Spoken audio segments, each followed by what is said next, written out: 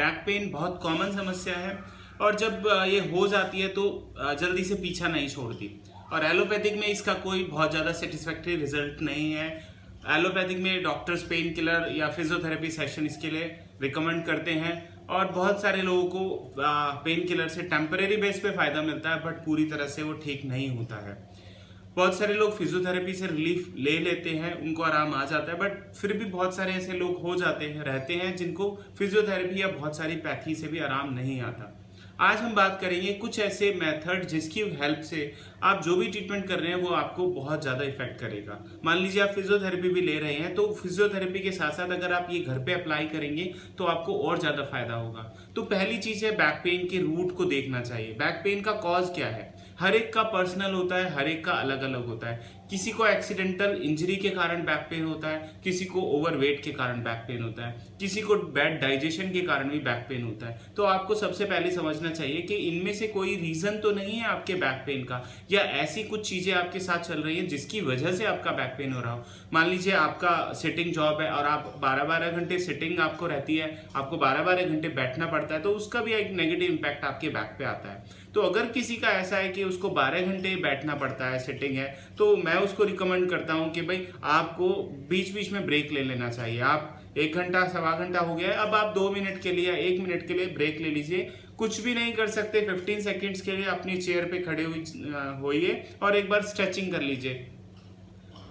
योगा में जिसको ताड़ासन कहते हैं, एक ताड़ासन कर लीजिए, एक स्पाइन की स्ट्रेचिंग कर लीजिए, तो इससे भी बहुत ज्यादा बेटर मिलता है। दूसरा, अगर किसी का डाइजेशन खराब है तो डाइजेशन, क्योंकि आगे पेट है, इंटेस्टाइन है और पीछे ही स्पाइन है, जो चीज आगे जब खराब होती है तो उसका नेगेटिव इम्पैक्ट पीछे आता ही है। ऐसे ही बैक अगर किसी की प्रॉब्लम है तो उसका डाइजेशन भी खराब होता ही है। तो ऐसे केस में हमें थोड़ा डाइजेशन का भी ध्यान रखना चाहिए। ऐसी चीजें जो बहुत ज्यादा हाइपर एसिडिटी करती है, जो इजीली डाइजेस्ट नहीं होती है, हैवी प्रोटीन, हमें ऐसी चीजें कम लेनी चाहिए अगर हम बैक पेन से सफर कर रहे हैं। बहुत सारे लोग यंग एज के होते हैं और बैक पेन शुरू होता है, बट फिर भी खाने पे ध्यान नहीं देते, बहुत सारी ऐसी चीजें खाते हैं, हैवी प्रोटीन लेते हैं जिसको डाइजेशन पे थोड़ा लोड पड़ता है, तो उसकी वजह से पहले डाइजेशन खराब हो और बैक पेन हो और ऊपर से आप ऐसा खाएंगे तो आपका बैक पेन ठीक नहीं होगा। हाँ, भले आप ट्रीटमेंट लेते रहते हैं बट वो फिर भी ठीक नहीं होता। तो ऐसे केसेस पे आपको अपने डाइट का और डाइजेशन का ध्यान रखना चाहिए। साथ में जो ट्रीटमेंट आप ले रहे हैं, बहुत सारे लोग फिजियोथेरेपी लेते हैं, बट फिजियोथेरेपी के साथ भी और जो चीजें घर में रिकमेंड होती है वो करते ही नहीं है। अगर आपको बैक पेन है तो आपको नॉर्मल स्ट्रेचिंग बैक की रखनी चाहिए, क्योंकि बैक पेन का एक मेन कॉज होता है बैक की मसल्स का स्टिफ होके वीक हो जाना। बैक में इंटरनल स्पाइन है, बोन है, बट उसके सराउंडिंग मसल्स हैं और नर्व हैं। जब आप बहुत लंबे टाइम बैठे रहते हैं तो आपकी मसल्स वीक होने लगते हैं, क्योंकि उनमें सर्कुलेशन लो होने लगता है। जब आप थोड़ा मूव करते हैं, वॉक करते हैं, तो सर्कुलेशन इंप्रूव होता है। तो अगर किसी को बैक पेन है तो उसको थोड़ा सा वॉक जरूर करना चाहिए। हाँ, बहुत सारी ऐसी डिसीज होती है, मान लीजिए किसी को शार्टिका हो गया या बैक पेन जब सीवियर कंडीशन में होता है तो पेशेंट इजीली मूव नहीं कर सकता, तो ऐसे केस में वॉक नहीं करनी चाहिए, ना ही कोई एक्सरसाइज करनी चाहिए। बट आपको हल्का हल्का बैक पेन है, स्टिफनेस है आपकी बैक में, और आपका बैक पेन बहुत लंबे टाइम से अगर चल रहा है, क्रोनिक हो चुका है, तो ऐसे केसेस में आपको बैक की स्ट्रेचिंग जरूर करनी चाहिए, वॉक करनी चाहिए, ये आपको हेल्प करती है। बाकी योगा में भी बहुत सारे आसन है जो आप इजीली कर सकते हैं, जिसमें से ताड़ासन एक कॉमन है, भुजंग आसन एक बहुत कॉमन है। ऐसे ही आप 2-3 आसन भी करेंगे तो बैक की जिसमें स्ट्रेचिंग होती है उससे आपकी बैक को बहुत हेल्प मिलती है और बैक पेन परमानेंटली सॉल्व हो जाता है। हाँ, तो हम बात कर रहे हैं परमानेंटली कैसे सॉल्व करें।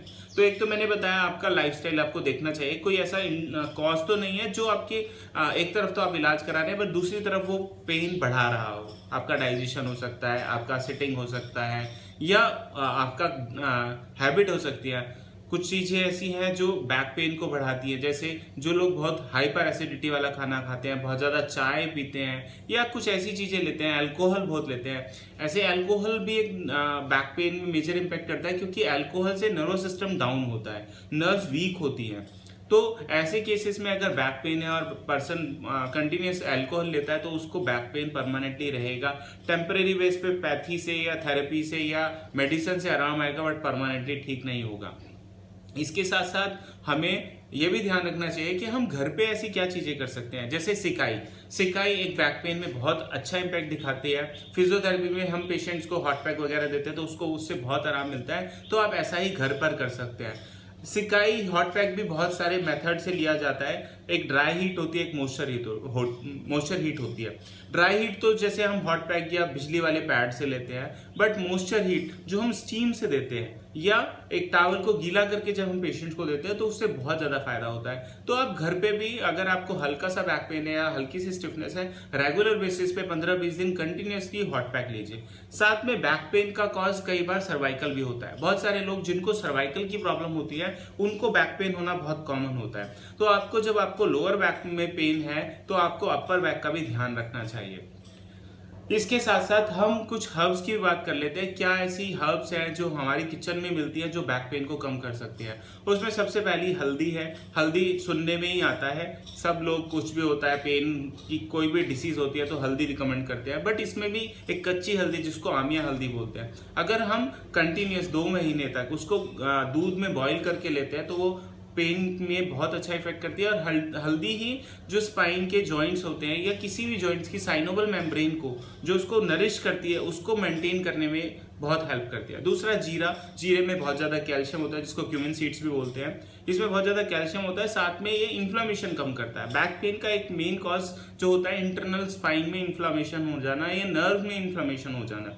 जब वो सूजन कंटिन्यूस बढ़ती है तो वो कंप्रेशन देती है, जैसे डिस्क फूल जाती है, बहुत बार डिस्क का प्रेशर नर्व पे आता है और वो पेन रेडिएट करता है पैर में या लोकल भी रहता है। तो जीरा पानी में बॉईल करके लेना या रात को जीरा भिगो के सुबह वो पानी लेने से भी बहुत जल्दी आपको आराम मिलता है। उसके साथ साथ आप लोकल एप्लीकेशन भी कर सकते हैं। नींबू भी इन्फ्लामेशन बहुत अच्छे से कम करता है, तो आप एक नींबू काट के भी अगर आपको बैक में पेन है, लोकल में पेन है, तो आप उस पर नींबू रब कर सकते हैं। नींबू का रस भी लगाकर उसको सुखा सकते हैं। नींबू भी आपके पेन और इन्फ्लामेशन को कम करता है।